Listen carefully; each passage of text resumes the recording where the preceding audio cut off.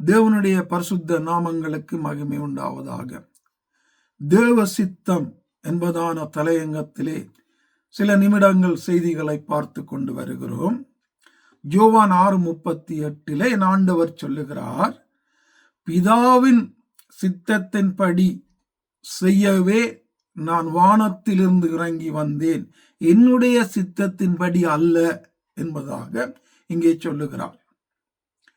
தேவகுமாரன் அங்கு வல்லமையான மகிமையான தேவ பிரசன்னத்தில் ஆளுகையில் தூதர்கள் துதியின் மத்தியில வாசம் பண்ணி கொண்டிருந்த இயேசு எல்லா கனத்தையும் எல்லா மகிமையையும் அவர் விட்டு பூமிக்கு சாதாரண ஒரு மனிதன் போல வந்து தேவனுடைய சித்தம் நிறைவேற தன்னை விட்டு கொடுத்து வாழ்ந்து முடிவு பரியந்தம் அந்த சித்தத்தையே செய்து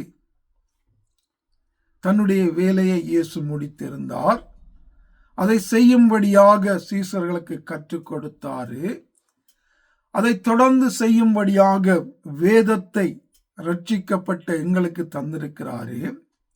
அப்ப அவரே எல்லாவற்றையும் விட்டு இறங்கி வந்து தேவ சித்தத்தை மட்டும் செய்திருக்கும் போது, இந்த மோசமான ஒன்றுக்கும் உதவாத எங்களை அதற்காக அவர் அழைத்திருக்கும் போது, மாற்றி இருக்கும் போது, எங்களுடைய வாழ்க்கையில அந்த தேவ சித்தத்திற்கு இயேசு முதலிடம் முக்கியத்துவம் கொடுத்தது போல, பிதா முதலிடம் முக்கியத்துவம் கொடுத்தது போல, ஆவியானவர் முதலிடம் முக்கியத்துவம் கொடுத்தது போல, நானும் நீங்களும் தேவ சித்தத்துக்கு முதலிடம் முக்கியத்துவம் கொடுத்து வாழ்ந்து கொண்டிருக்கிறோமா என்பதை தேவ சமூகத்திலே ஒரு விஷயம் நாங்கள் யோசிக்க வேண்டும்.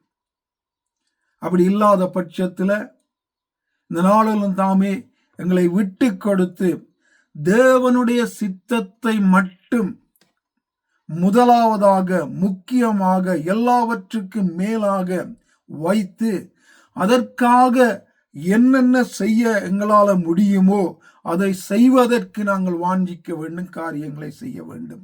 எல்லா மனிதரும் ரட்சிக்கப்பட வேண்டும், சத்தியத்தை அறிய வேண்டும் தான் அவருடைய பிரதான பிதாவினுடைய சித்தம். அப்ப இதற்கு நானும் நீங்களும் வேலை செய்கிறோமா, ஒத்துழைக்கிறோமா, வாழுகிறோமா?